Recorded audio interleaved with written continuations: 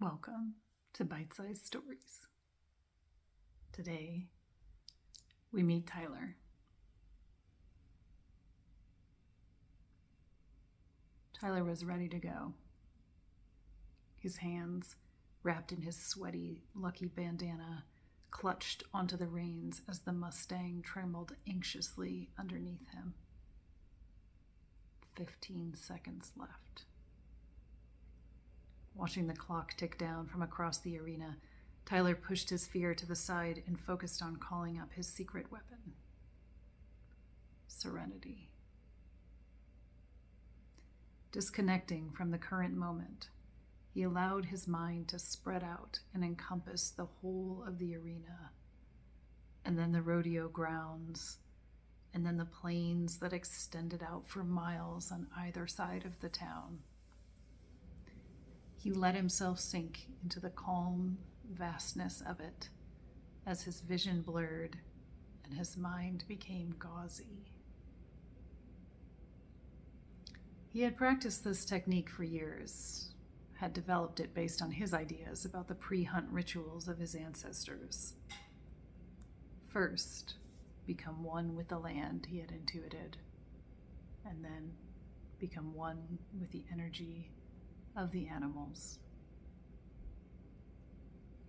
With 3 seconds left before the gate would fling open and the ride would begin, Tyler switched to the second mode, pulling his energy back from the vastness of the open plains and into a vicious and violent pinpoint focus came naturally to him now. His eyes slitted down and time began to move more slowly as he entered what he liked to call hyper mode. The whole ride would be less than 6 seconds, as all rodeo watchers know.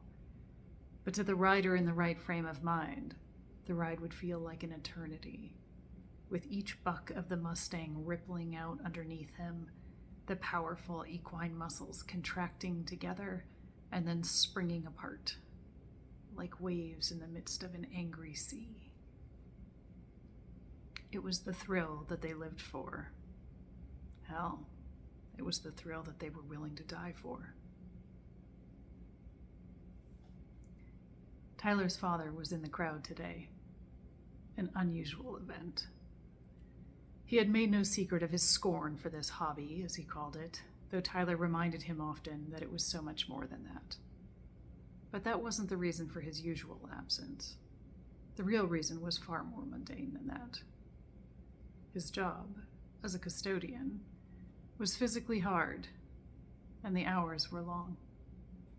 He regularly took on overtime, took on more shifts, so that he could afford to buy the fancier coffee for himself and his family. A few small luxuries to help him make it through the day, he would tell his wife as he kissed her on his cheek on the way out. We've got to start our day off right. But still, there was no time for entertainment. Perhaps it was this physical work, too, that gave him such disdain for the rodeo. Such a foolish idea to beat up your body when you're young, he thought. You'll need that body working for you when this so-called passion is over. But still, he was proud of his son. Tyler may be a fool, he thought, but he sure as hell is a brave one. On that thought, the buzzer sounded and the gate flung wide. Tyler and Mustafa, the Mustang, leapt furiously out into the arena together, acting almost as one, with Tyler only half a millisecond behind the gyrations of the horse, reacting in near unison, even as Mustafa fought mightily for his freedom. In the end, only a few seconds later, Tyler had mastered his opponent. Although he wouldn't have phrased it that way.